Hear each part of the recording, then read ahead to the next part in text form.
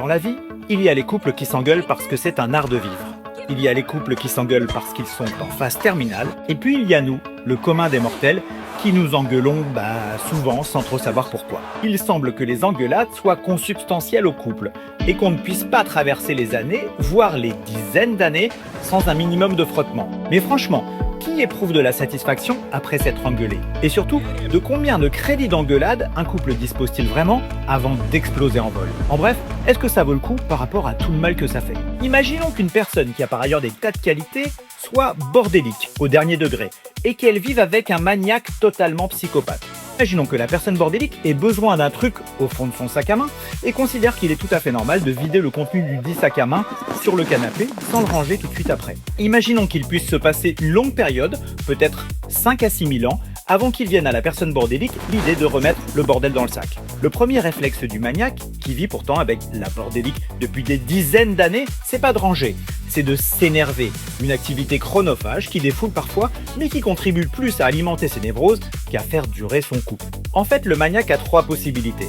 Je range en silence et je lèche mes plaies comme un vieux renard meurtri, je laisse le bordel en place et je trouve que c'est stylé, je me tape une engueulade pas piquée des hannetons en me disant « Ah putain, elle était belle celle-là ». Je sais, on est instinctivement poussé vers la C, mais elle ne sert à rien. On croit quoi? Qu'on va lui apprendre la vie à l'autre? Normalement, si vous êtes entre adultes, l'autre, son éducation, elle est terminée. Seulement voilà, c'est plus fort que nous. Et ce caractère de notre âme sœur, on aimerait bien le tuner un chouïa. S'il te plaît, tu pourrais faire un petit effort pour avoir plus d'initiative? Mais pourquoi tu vois jamais le verre à moitié plein? Et si tu me surprenais davantage? Ça te dirait de faire du 36 comme les meufs de 12 ans dans les pubs retouchées par Photoshop? Etc, etc, etc. Alors le tri sélectif, c'est quoi? C'est d'abord de noter dans un petit carnet, après chaque engueulade, quelle est l'étincelle qui a déclenché le bise. Une vraie différence de point de vue ou une frustration préexistante? En gros, est-ce que l'un d'entre vous avait juste besoin de se défouler en tirant dans le tas? Une fois ce premier biais évacué, vous faites 2 colonnes. L'engueulade était-elle due au caractère de l'autre ou à une action pas liée à sa personnalité?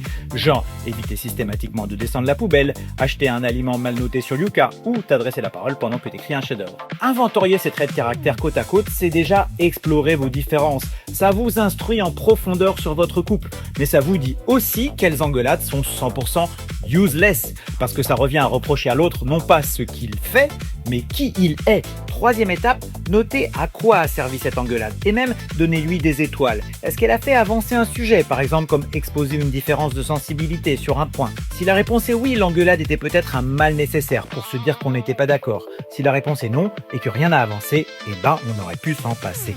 Voilà, c'est le tri.